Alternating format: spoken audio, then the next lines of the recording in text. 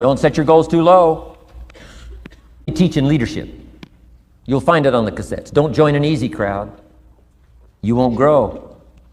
Go where the demands are high. Go where the expectations are strong so that it'll provoke you, push you, urgently insist that you not remain the same for the next couple of years, the next 5 years, that you'll grow and change.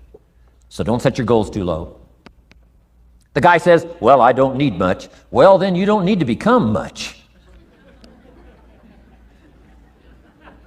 Don't compromise. Don't sell out.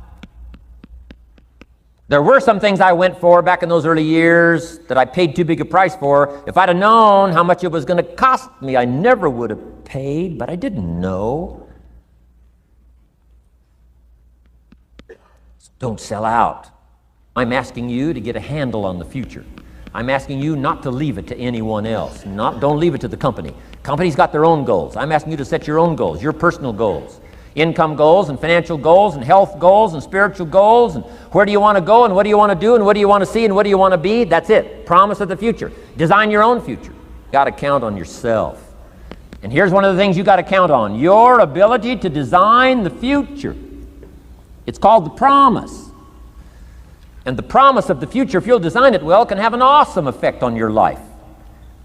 But if you face the future with apprehension, you'll take hesitant steps all day, uncertain steps all day. And if you take uncertain steps all day for 6 years, you can imagine how empty your life can be.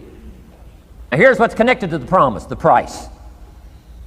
The price to pay. But I'm telling you, the price is easy if the promise is clear. One of the better notes to make for today. The price is easy if the promise is clear and powerful. But the price seems almost too much to pay, too much to get over, too much to accomplish if the promise isn't clear, if the promise isn't powerful. And here's why. The greatest value in life is not what you get. The greatest value in life is what you become. Major question to ask on the job is not, what am I getting here? That's not the major question. The major question to ask is, what am I becoming here? Here's a guy in the last 10 years who's bought 2,000 donuts and 2 books. And this guy says, you know, my life isn't working well. Well, anybody in this audience could give him a seminar, right? Once we knew these numbers, here's what we might suggest to this guy. Hey, this may be one of your major problems. In the last 10 years, you've spent too much money on donuts and not enough money on books. You've spent too much money feeding the body and not enough money gathering food for the mind. And it's not the miracle of your body that works out your future. It's the miracle of your mind. But if you nourish the body and neglect to nourish the mind, I'm telling you, you're going to have all kinds of problems and all kinds of difficulties. So we would suggest, one of our suggestions in our seminar to this man would be, in the next 10 years, spend a lot less money on donuts and a lot more money on books.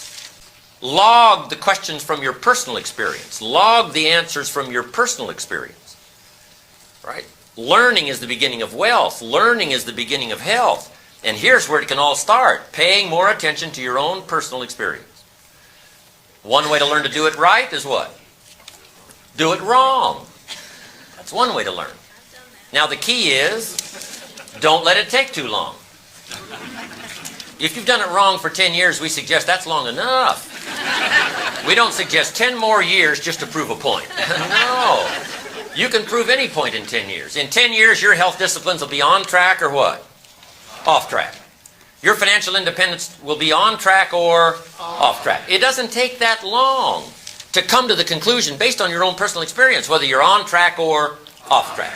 In a few years, you've either got the breath or you haven't got the breath. You got the money or you haven't got the money. You've got the self-esteem or you haven't got the self-esteem. I mean, it doesn't take much from your personal experience. Schoaf was swift to point out my personal experience. He said, let's learn from that. He said, Mr. Owen, you've been working 6 years? I said, yes, sir.